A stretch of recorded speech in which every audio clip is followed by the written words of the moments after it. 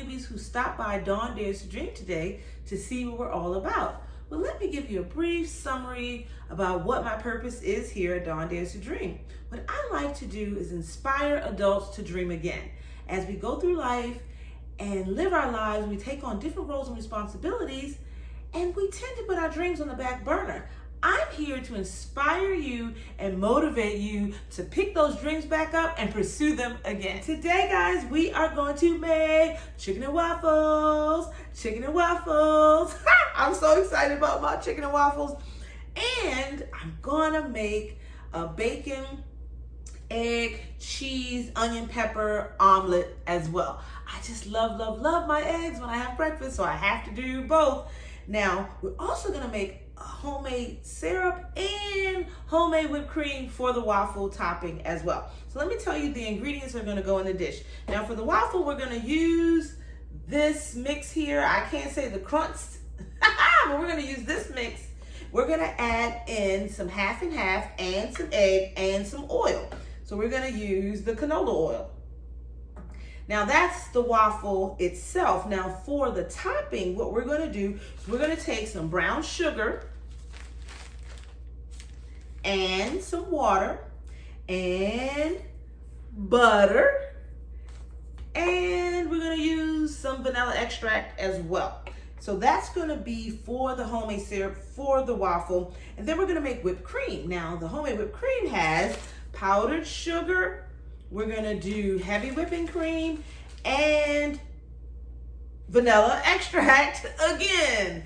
And then for the last dish, which is the omelet, we're actually gonna make a 2-egg or 3-egg omelet. I haven't decided yet. And we're gonna put green pepper, onion, bacon, and cheddar cheese. We're gonna shred some cheddar cheese and add that in there.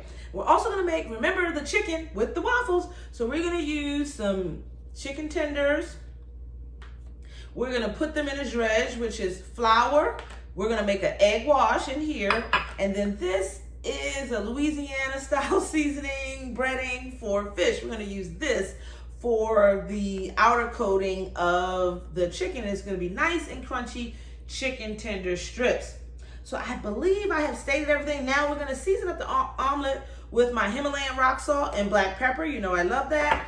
And we're gonna add in some cayenne pepper in the seasoning for the dredge for the chicken tenders, because I love savory and sweet paired together. So let's get started cooking. Okay, dreamers, I have so much stuff on this countertop, but we are gonna get the party started. So what I'm gonna do is take this waffle maker and I'm gonna plug her in so she can start to warm up for me. And the next thing that we are going to do is we are going to prepare the actual waffle mix. So we're gonna use, of course, pancake mix, but to me, isn't it all the same? So I'm gonna do about I think a half a cup of the mix. There we go. Then the next thing we're gonna do, we're gonna add in 1 egg. So I have the 1 egg, we're gonna add in the 1 egg. Crack that. Next, we're gonna add in like a capful of the canola oil.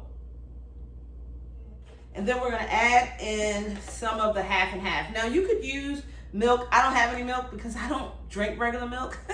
So I usually use half and half and heavy whipping cream to cook with.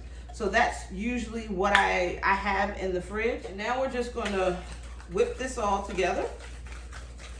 And when you're doing a waffle, you want to make sure that the batter is more on the thinner side. When you're doing pancakes, the batter can be thicker.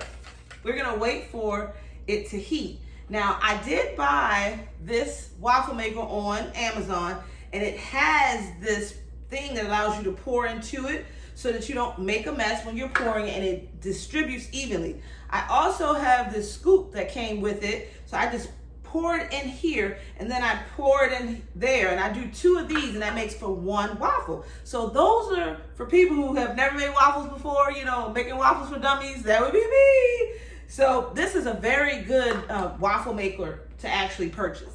Now we're gonna take some canola oil. You can use Pam spray, whatever it is that you choose, to spray on here so that the waffle doesn't stick. Now it is a non-stick surface, but you want to add the oil, you know, just a little bit of the spray also.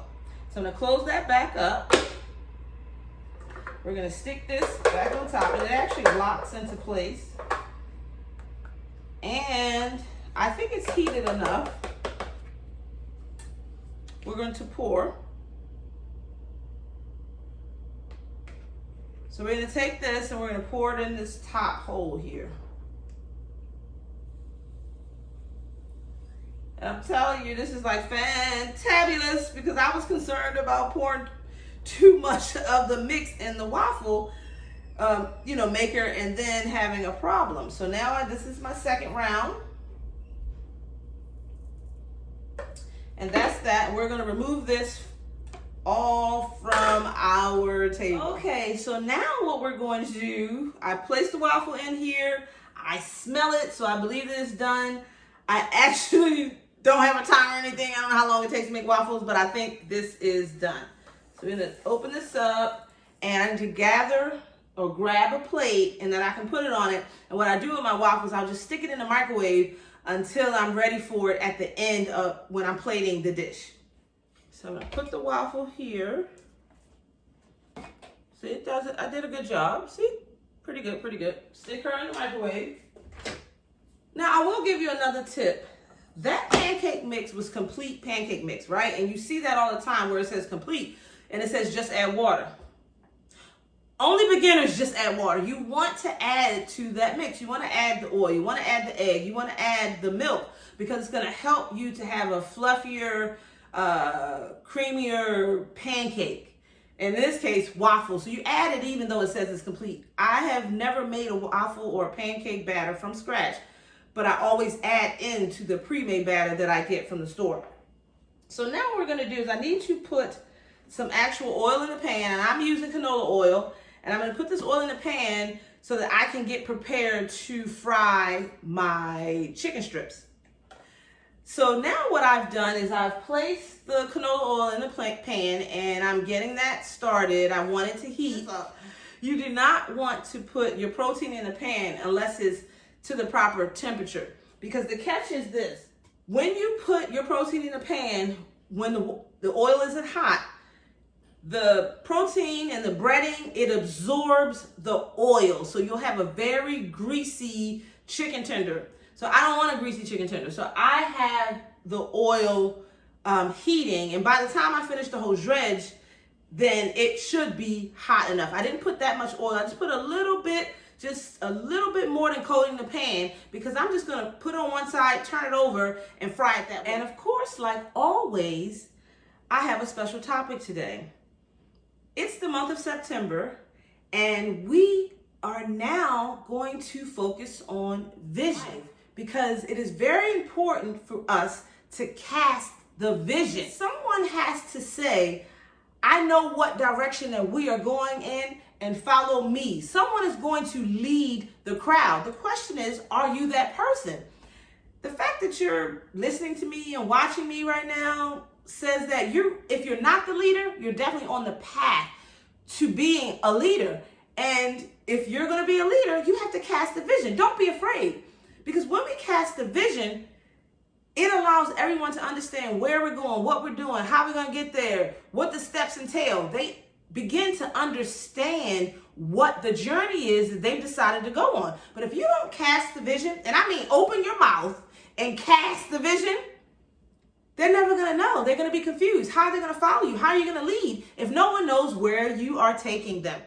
So what we're going to do, guys, I'm going to make the dredge for the actual chicken tenders. So I'm going to take a little bit of the half and half. I would use milk if I were you, but I don't keep milk in my fridge. So we're going to use a little bit of half and half. And we're going to use 1 egg. Wash. This is called an egg wash. Milk and egg is called an egg wash. So what I've done is I don't buy whole chicken breasts. I buy these chicken breast strips. And I think they're so convenient. So we're going to put it in the flour. And then we're going to dump it in the egg wash. Now, there is seasoning actually in this Louisiana fish fry batter. And yes, I'm using fish fry. I really like it. It adds a lot of flavor. and the spicy little kick that I prefer. So I'm gonna dump them in there. So I'm gonna take some of this cayenne pepper, because remember I wanted to kick this up a little bit, and I'm gonna stick it in this batter here. And I think I smell the oil, so I think we're doing good. So we're gonna take this and we're gonna stick it in the cornmeal mixture. I'm gonna take this one and I'm going to put them in the frying pan. But you don't want to have your oil too hot, because then what you'll do is you'll cook and brown the outside, but the inside will not be done. So you don't want to do that.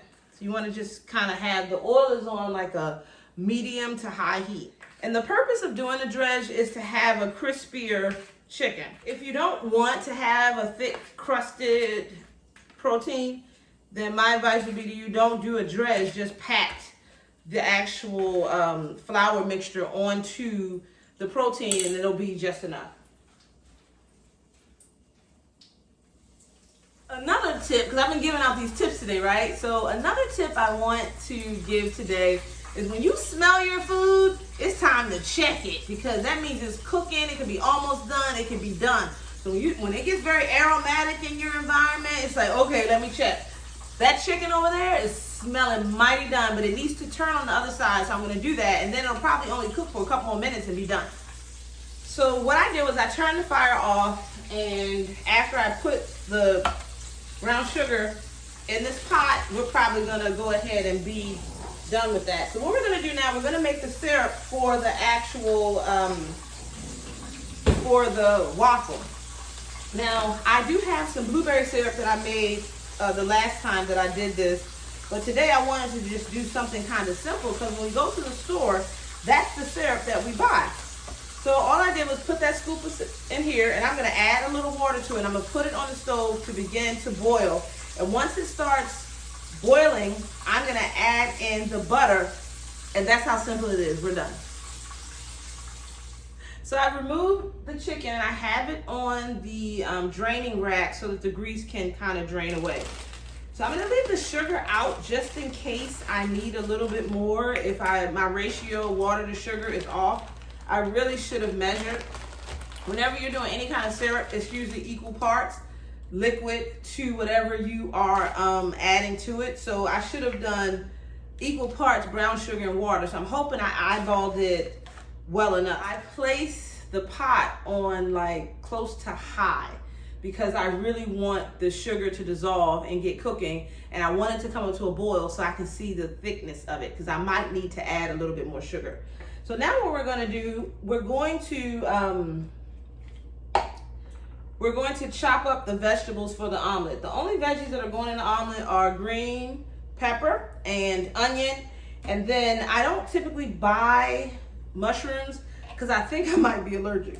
The last two times I had mushrooms, my face started itching, and that's usually a sign that you might be allergic. So I don't know if I should continue eating them. But we can go ahead and continue our conversation about vision. Vision is a little tricky thing, because when you really know where you're going, sometimes the excitement of it all, the passion of it all can wake you up in the middle of the night, and then you can't sleep because you can't stop thinking about it. That's why it's important to cast a vision. Whatever going on inside of you, you need to express it on the outside so that you can relax your mind, you can calm down. It's very important that you share it. You're bubbling and excited, and you're like, oh, I can't tell anybody about that. But it's important that you cast the vision. You have to share the vision. Now, when you are just doing a typical creation, activating the law of attraction that only impacts yourself, I am an advocate of being quiet and not telling anyone anything. But when you're casting a vision, you're doing that for an amount of people. And they need to know what it is, because those people are following you and believe in you, or eventually going to follow you and believe in you based upon what your belief system is and how it resonates with them. If you never share it, then nothing happens. So you got to open your mouth when it comes time for casting a vision, because at this point, you've done all this creating where you have made moves to your purpose, to your dreams, to your goals, right? But then there becomes a time where you're trying to gather people who are like-minded people to join that journey. They can't join the journey if they've never heard of what it is or where you're going. You gotta cast the vision. So there's some ways where you can kind of start with that. Personally, you need to write it down. Where it is that you plan on going, what it is that you're doing. Okay, you've developed this concept, this idea, this thought, and you've made a plan, but how do you express that plan to other people? When you're talking to people who don't completely understand everything about where you're going, you're casting a vision, which is an overall perspective of where you're trying to go. You are not giving them all those detailed plans that you've written down in your affirmations and your thoughts. No, because they can't handle all of those tiny itty bitty things. It's just too much information. So you want to share it from a high level point of view. So it's very important for you to really know where you're going and then explain to others. The vision says, this is where I'm going and this is how it benefits others. So that's what you want to do with your vision. So let me get back to cutting up these this onion here. I love onions and I love green onions. Now I have some green onions in the fridge that are, getting on their last leg. So they're like perfect for going inside of a dish. So when, the green onions are pretty and they're green and they're, they perfectly round, yeah, you can sprinkle that around a plate, you can show it off. But when they get a little bit older and they start to get a little yellow, it's time to put them in a dish. You can put them in a stock, or like I'm gonna do, I'm gonna put them in an omelet. And now we are going to shred our cheese. So I just checked over here. This pot of sugar and water is like bubbling up. You see those bubbles in there? So it's doing really well. And we're also going to add in some vanilla syrup to the mixture to give it that creamy, more rounded flavor that we're looking for. And now I'm going to add in a teaspoon of, I have it over here. I'm going to add in a teaspoon of the vanilla extract. So we're going to take this, we're going to shred a little bit of this cheese. That's probably way too much. I'm kind of heavy-handed, but that's good enough.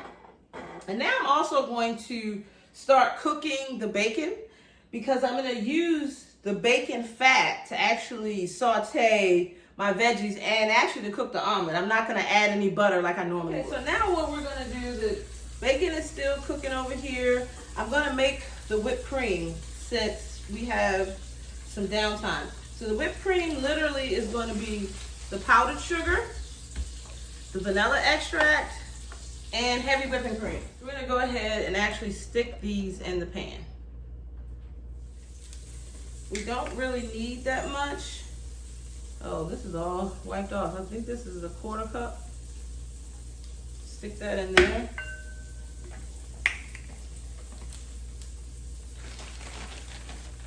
I'm going to do a couple teaspoons of the powdered sugar, not much. Then we're going to do a teaspoon of the vanilla extract. Oops.